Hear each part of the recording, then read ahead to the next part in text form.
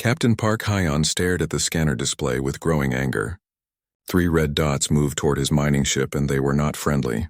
The pirates had found them again. "Captain, they're demanding we stop engines and prepare for boarding," said his communications officer. The young man's voice shook slightly.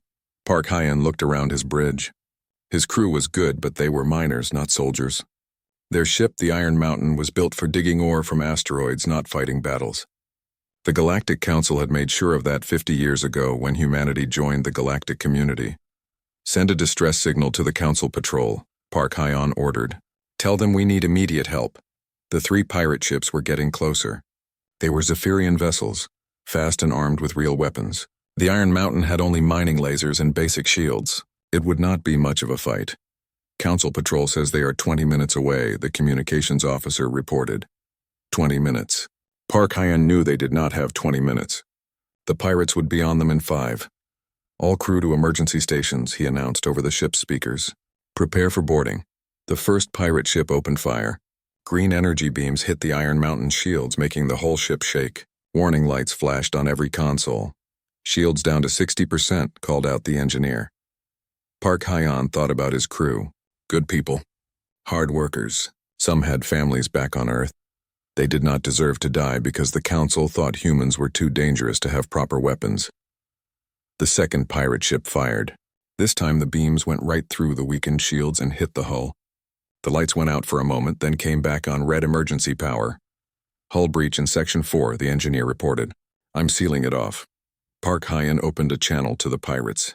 "This is Captain Park Hyon of the mining vessel Iron Mountain. We surrender. Please do not harm my crew." The pirate leader's face appeared on the main screen. He was Zephyrian with blue skin and sharp teeth. "Smart choice, human.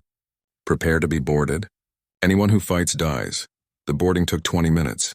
The Council patrol arrived just as the pirates were leaving with half of Park Hyon's crew and all their valuable ore.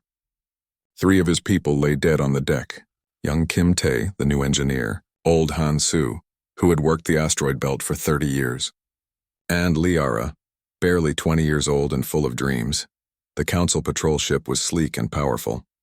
It could have easily destroyed the 3 pirate vessels, but it arrived too late, as always. Commander Vextari of the Council patrol contacted Park Hyon. The alien's face was calm and cold. "Regrettable incident, Captain. We will file a report." "A report?" Park Hyon could not believe what he was hearing. 3 of my people are dead. The rest are prisoners. And you want to file a report?" "The pirates have already jumped to hyperspace," Commander Vextari explained. "Pursuit is not practical. Besides, your vessel was operating in a known danger zone. The Council advises all Tier 3 species to avoid such areas." "This is the only place we can find good ore," Park Hyon said. "If we cannot mine here, we cannot make a living." "That is not the Council's concern," the alien replied. "Humans must accept their protective limitations. Your species is too young and aggressive for heavy weapons. These restrictions keep the galaxy peaceful." The transmission ended. Park Hyon stared at the blank screen, his hands shaking with rage. Too young, too aggressive. Always the same words. He activated his ship's secure communication system and sent a coded message to a private frequency. The message was simple. "Iron Mountain to Eagle's Nest. The harvest failed. 3 seeds lost. Request immediate extraction." The reply came quickly. "Eagle's Nest confirms. Extraction in 6 hours. Stay strong, Park." Park Hyon smiled grimly. The Council thought they knew everything about humans. They were wrong. 6 hours later, a fast courier ship appeared beside the Iron Mountain. It looked like an ordinary cargo hauler, but Park Hyon knew better. This ship could outrun most Council vessels and had weapons hidden in its cargo bay. The courier's captain contacted him. "This is Captain Oh Minho. We're here to escort you home." As the 2 ships jumped to hyperspace, Park Hyon thought about the secret meeting he would attend in 3 days. Admiral Lee Woon would want to hear about this attack. The old admiral was building something in the asteroid belt, something the Council did not know about. For 50 years, humanity had followed the Council's rules. They built only the ships they were allowed to build. They carried only the weapons they were permitted to carry. They watched their people die because the Council thought human lives were less important than galactic peace. But some humans had never accepted these rules. In hidden bases throughout the solar system, They worked on projects the Council would call illegal. They built real weapons, they trained real soldiers, and they planned for the day when humanity would no longer bow to alien masters. Park Hyun had joined this secret group 5 years ago, after his brother died in another pirate attack. The Council had given the same response then. Regrettable, but humans must accept their limitations. The courier ship dropped out of hyperspace near a small asteroid. To any Council scanner it would look empty and worthless, but Park Hyun knew that inside this rock was one of humanity's greatest secrets. As his ship docked with the hidden base, Park Hyun thought about Lee Ara, Kim Tae, and Han Soo. They were dead because the Council valued peace more than human lives, but their deaths would not be forgotten. Admiral Lee Woon met him at the airlock. The old man's face was hard with anger. How many this time? 3 dead, 7 taken prisoner, Park Hyun reported. The Admiral nodded slowly. Then it's time. Project Taeguk begins tomorrow. Park Hyun did not ask what Project Taeguk was. He did not need to know yet, but he could see something in the Admiral's eyes that gave him hope. The Council thought humans were too weak to fight back. They were about to learn how wrong they were. Engineer Kim Nari floated in the zero gravity of the construction bay, watching as thousands of workers put together the largest ship humans had ever built. To anyone watching from outside, this looked like a normal mining operation.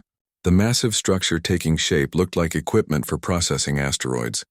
But Kim Nari knew the truth. This was humanity's first real battleship. How long until the main guns are ready?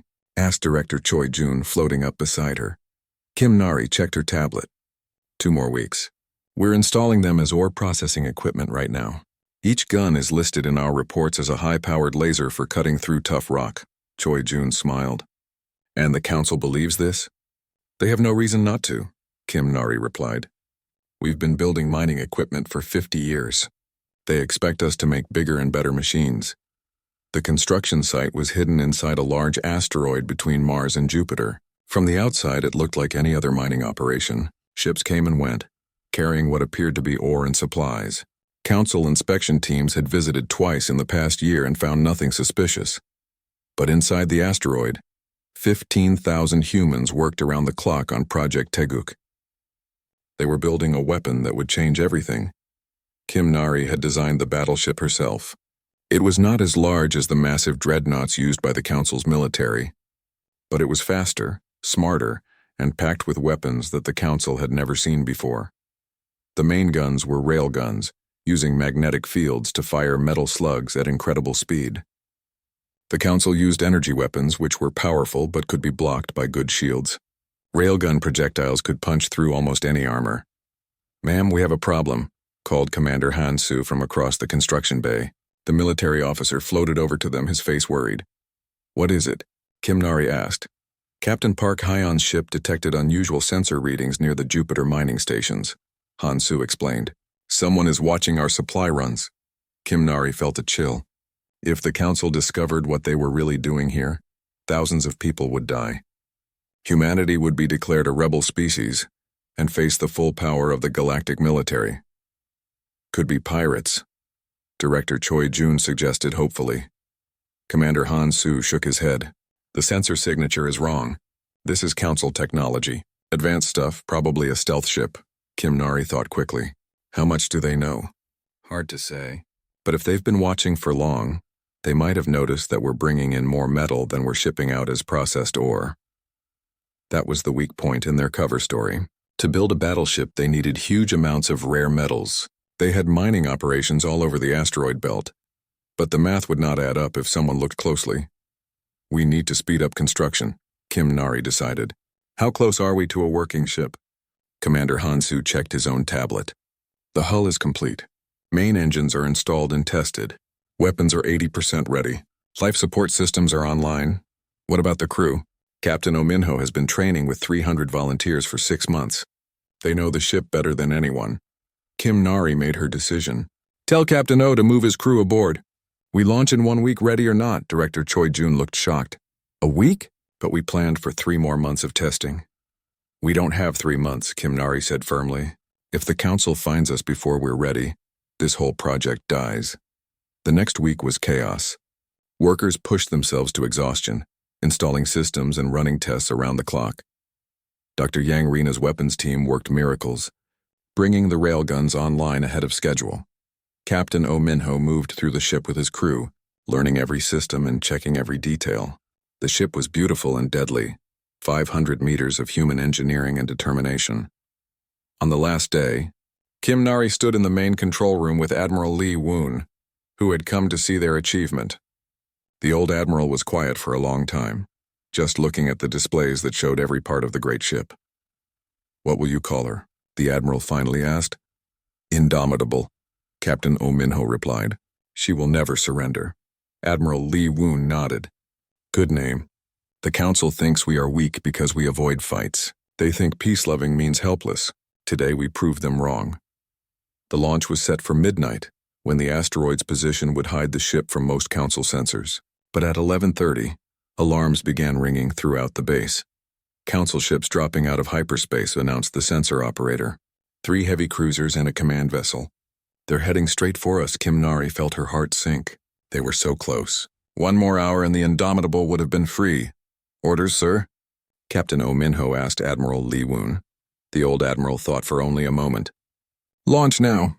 Take the ship out the backside of the asteroid. Use the construction tunnel." "Sir, that tunnel is barely wider than the ship," Captain Oh Minho protested, "and it's full of equipment." "Then you'd better be a very good pilot," Admiral Lee Woon said calmly. The Indomitable's engines came online with a deep rumble that shook the entire asteroid. The great ship began to move, sliding through the narrow tunnel that had been used to bring in construction materials. Kim Nari watched on the monitors as her beautiful ship scraped through the tunnel, sparks flying as metal touched rock. But Captain Oh Minho was indeed a very good pilot. The Indomitable emerged from the far side of the asteroid just as the council ships reached the main entrance. "Council ships are demanding to inspect our facilities," reported the communications officer. Admiral Lee Woon opened a channel. "This is Admiral Lee Woon of the Asteroid Mining Cooperative. We welcome council inspection teams. Please follow standard safety procedures."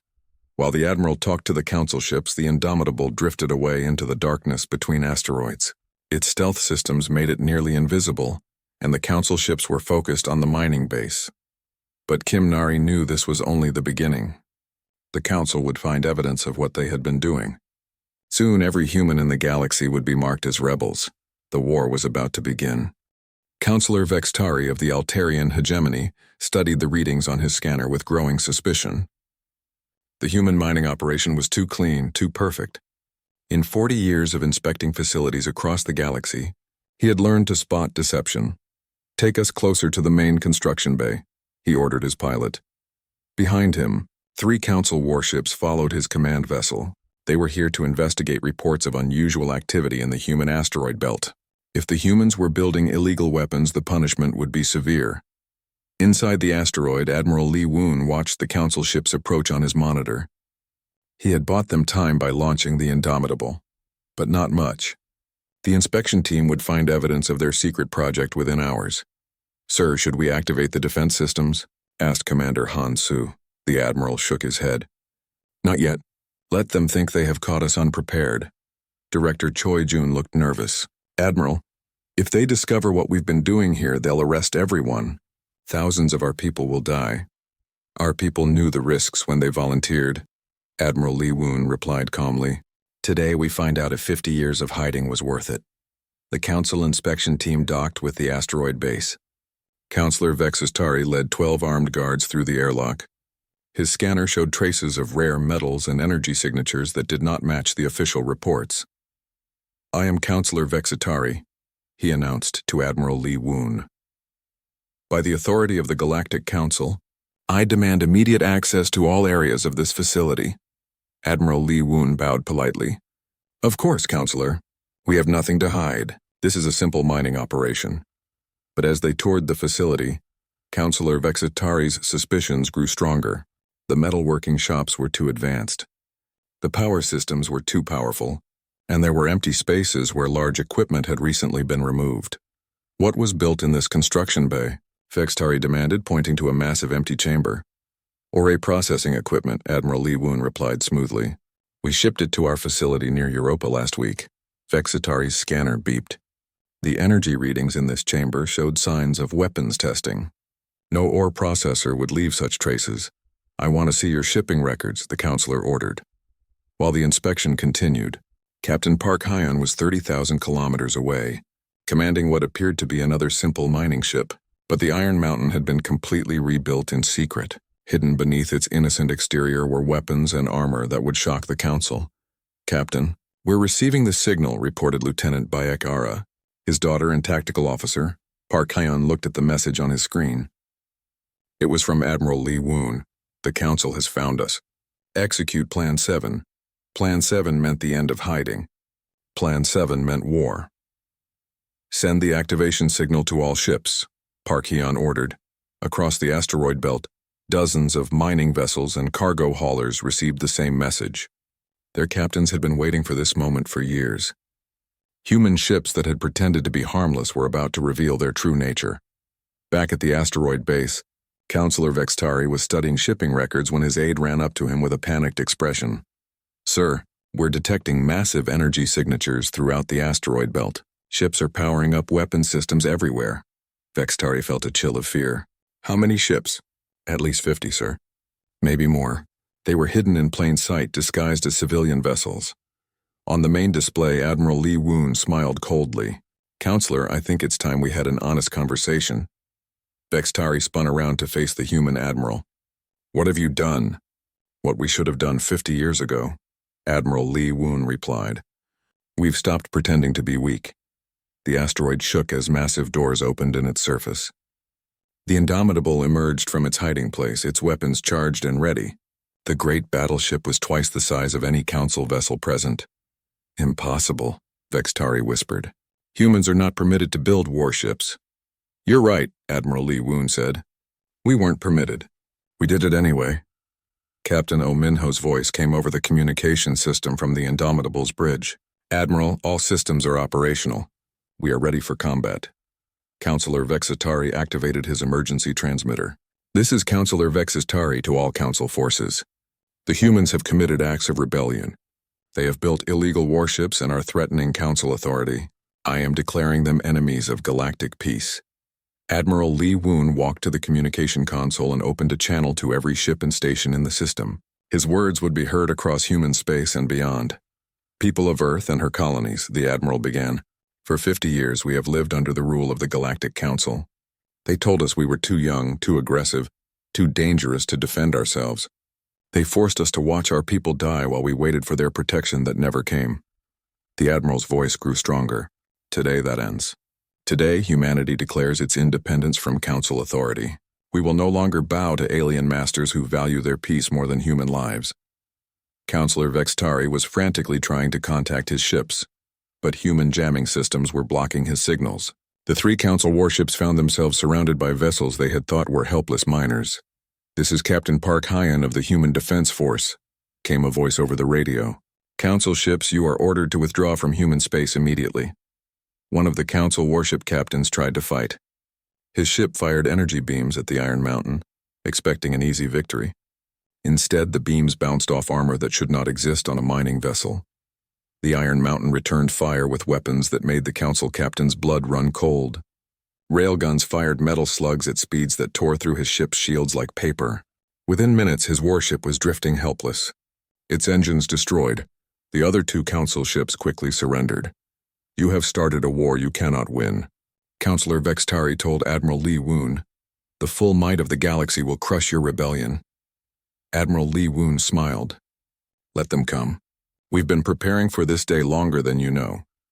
As the council prisoners were taken away, Admiral Lee Woon opened another communication channel. This one reached beyond human space to other species that had been restricted and controlled by the council. To all people living under council rule, he announced, humanity has shown that rebellion is possible. We invite you to join us in building a galaxy where all species are free to defend themselves. The first responses came within hours.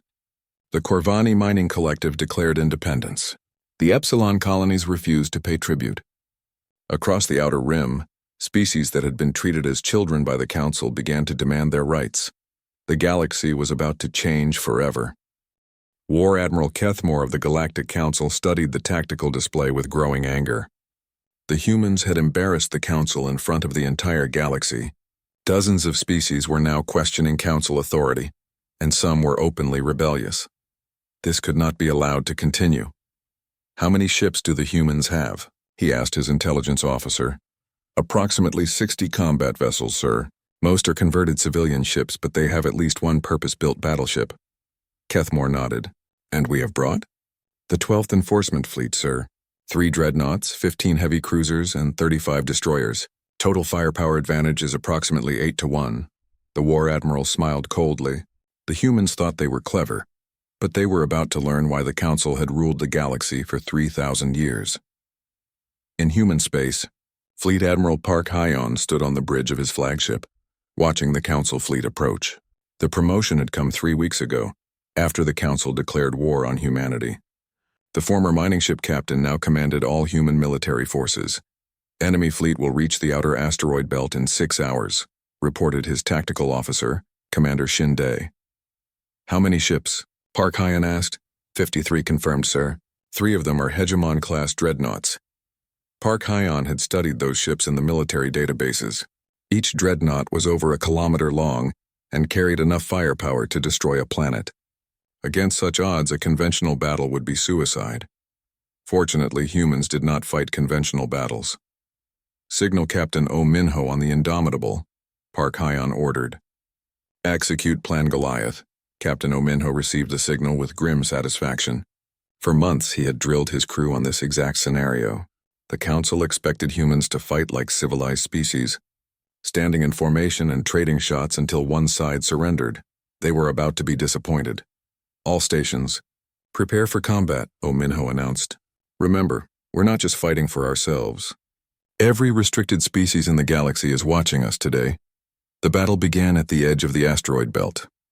The Council fleet advanced in perfect formation, their massive ships gleaming in the light of the distant sun. It was an impressive sight, designed to intimidate enemies into surrender. The human fleet seemed tiny by comparison. 60 ships scattered among the asteroids, most of them looking like converted cargo haulers. Only the Indomitable looked like a real warship. War Admiral Kethmore opened a communication channel to the humans. "This is War Admiral Kethmore of the Galactic Council. You are ordered to surrender immediately. Continued resistance will result in the complete destruction of your fleet." Fleet Admiral Park Hyon replied calmly. "This is Fleet Admiral Park Hyon of the Human Defense Force. You are ordered to withdraw from human space. We will defend our territory." Kethmore was amazed by human arrogance. "You have 60 ships. I have 53. But my ships are real warships built for battle. Your converted miners cannot stand against Council dreadnoughts." "You're right," Park Hyon admitted. "In a straight fight, you would win easily. Fortunately, we don't plan to fight fair." The first phase of the battle went exactly as War Admiral Kethmore expected. The human ships scattered when his fleet approached, hiding behind asteroids and avoiding direct confrontation. It looked like cowardice to the Council crews, but Captain O. Minho knew better. The humans were not running away. They were taking position.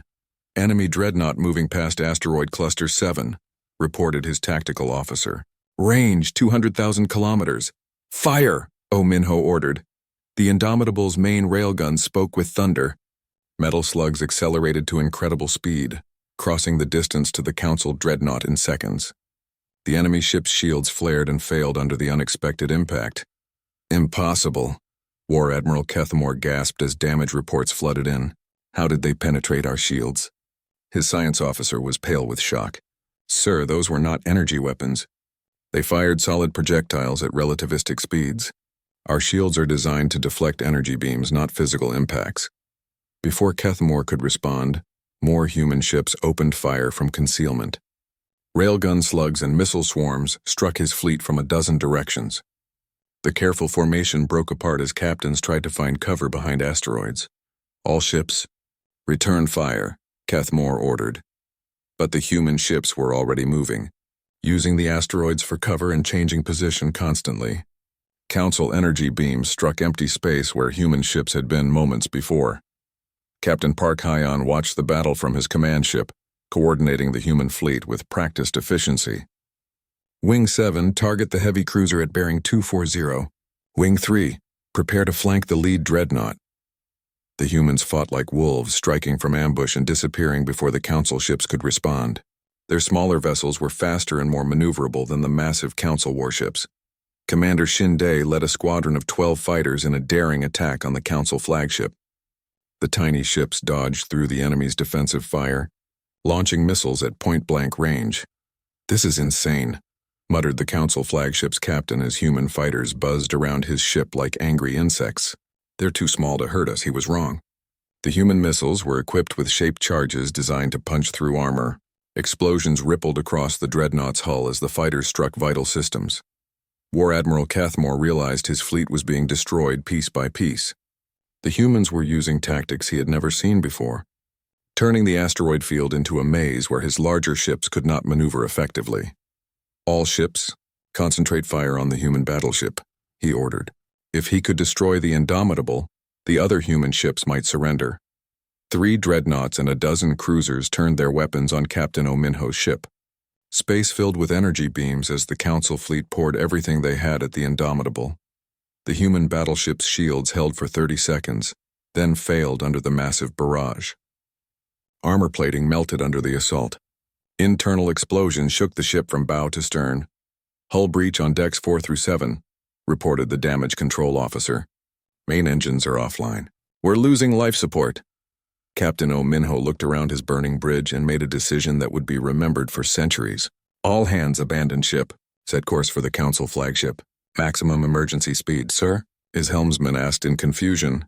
"You heard me," Ominho said firmly. "Ram them." The Indomitable's emergency thrusters fired, pushing the dying battleship toward the Council flagship. War Admiral Cathmore watched in horror as the human ship accelerated directly at his bridge. "Evasive maneuvers," he screamed. But the massive dreadnought was too slow to dodge. The Indomitable struck the flagship amidships, both ships disappearing in a ball of nuclear fire. The explosion lit up the asteroid belt like a second sun.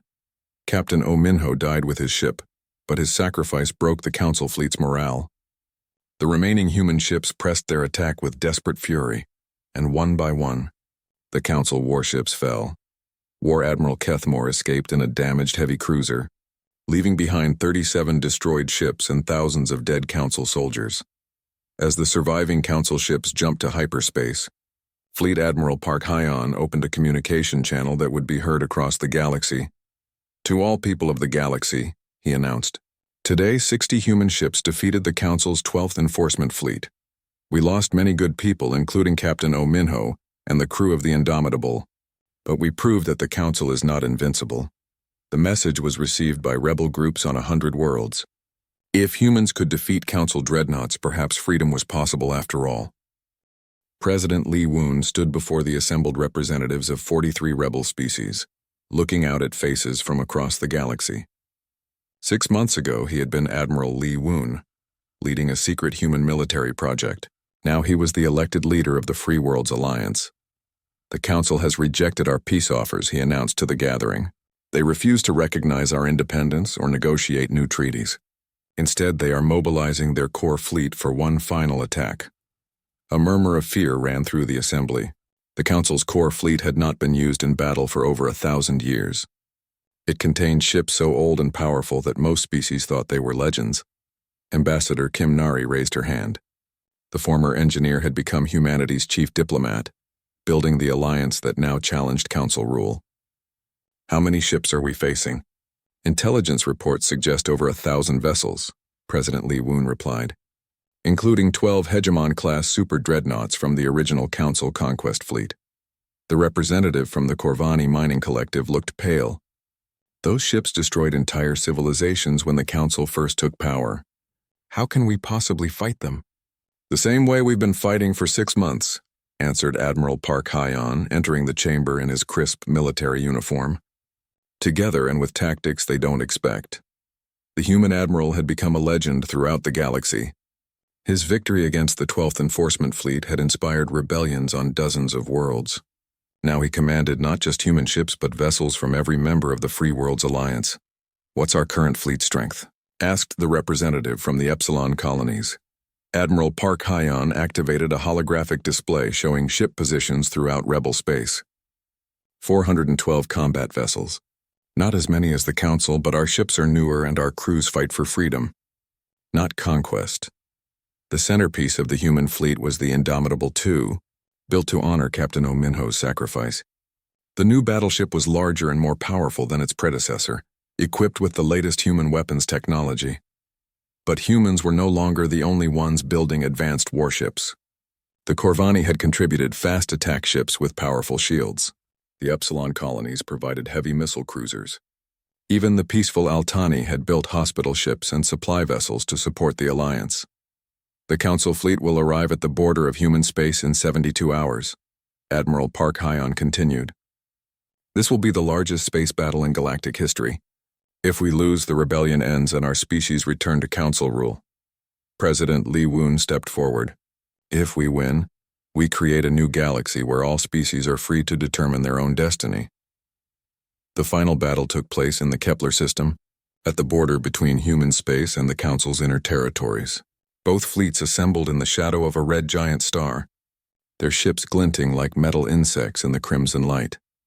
High Admiral Zeth Karen commanded the Council forces from his flagship, the ancient super-dreadnought Eternal Authority. The massive ship was 5 kilometers long and mounted weapons that could crack planets. Around it, 1,000 Council vessels formed perfect battle lines. Signal the rebels, Zeth Karen ordered. One final chance to surrender. The reply came from Admiral Park Hyon aboard the Indomitable II. This is Admiral Park Hyon of the Free Worlds Alliance. We do not surrender. We do not retreat. Today the galaxy changes forever. Zeth Karen smiled coldly. Then you will all die as examples to other would-be rebels. The battle began with the Council fleet advancing in their traditional formation, massive ships moving in perfect order. It was the same tactic that had conquered the galaxy 3,000 years ago. But the Free Worlds Alliance did not fight like ancient civilizations.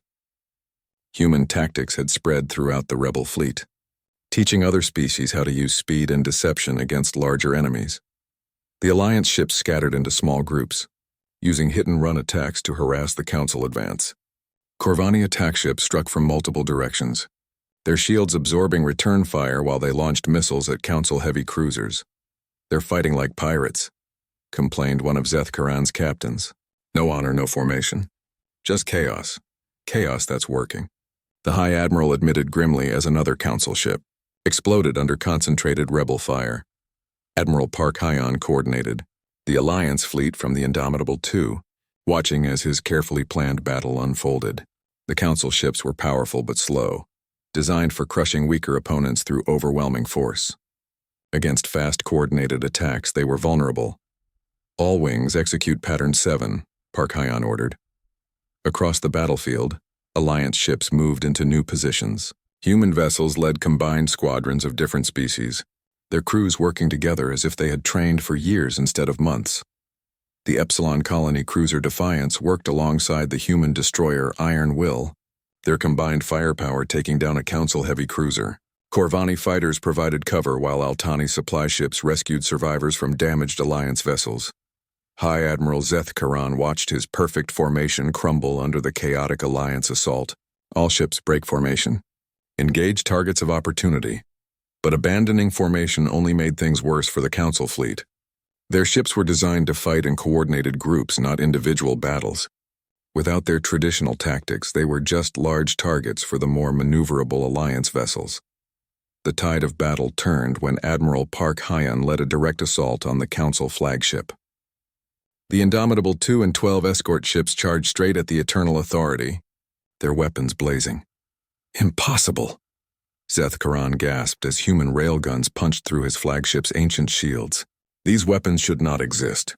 His science officer was frantically checking sensor readings. Sir, the human battleship is using some kind of enhanced railgun technology. The projectiles are accelerating even after they leave the barrel. Gravity manipulation, Admiral Park Hyon explained over the communication channel, his voice calm despite the battle raging around him. Something your people never learned because you were too busy conquering others to advance your science. The Eternal Authority shook under repeated hits from Alliance weapons. Its ancient armor, designed to intimidate primitive species, could not withstand modern firepower guided by human tactical innovation. Sir, main weapons are offline, reported the flagship's gunnery officer. We're losing power to all systems. High Admiral Zethkaren realized his 1,000-ship fleet was being defeated by rebels using tactics and technology the Council had never encountered. The ancient order that had ruled the galaxy for millennia was crumbling before his eyes. All ships retreat, he ordered. Fall back to inner territories. But many Council ships never received the order. The Alliance fleet had scattered their formations and cut their communication lines. One by one, the great warships that had once terrified entire civilizations fell to the combined forces of the Free World's alliance. When the battle ended, over 600 Council ships had been destroyed or captured. The mighty core fleet that had conquered the galaxy was broken, its survivors fleeing in disorder. Admiral Park Hyon stood on the bridge of the Indomitable II, looking out at the debris field that had once been the Council's greatest armada. Around him, his officers were cheering, but the Admiral felt only quiet satisfaction. "Signal all Alliance ships," he ordered. "Well done. Today, we proved that freedom is stronger than tyranny." The aftermath of the battle changed everything. The Council's remaining territories declared independence or negotiated peaceful separation. The ancient government that had ruled for 3,000 years simply collapsed, its authority broken by the reality that rebels could defeat even their greatest fleets. 1 year later, President Lee Woon stood before the Galactic Assembly, addressing representatives from over 300 independent species. The Council still existed, but only as one government among many equals. "Today marks the first anniversary of the Battle of Kepler," he announced. "The day the galaxy learned that no species has the right to rule another. From now on, we move forward as partners, not subjects." In orbit above the assembly world, construction continued on the first joint species space station. Human engineers worked alongside Corvani technicians and Epsilon scientists, building something that represented hope instead of conquest. Admiral Park Hyon visited the construction site regularly, watching as the galaxy's new symbol took shape. The station was not a weapon, but a place where all species could meet as equals. "Hard to believe it's only been 2 years since we launched the first Indomitable," commented Kim Nari, joining him at the observation deck. Park Hyon nodded. "We told them we weren't allowed to build battleships. We did it anyway. Now look where we are." The galaxy stretched out before them, no longer ruled by fear but by hope. Humanity had kept its promise. They had built not just ships, but a better future for everyone. And it all started because some humans refused to accept that they were too weak to defend themselves.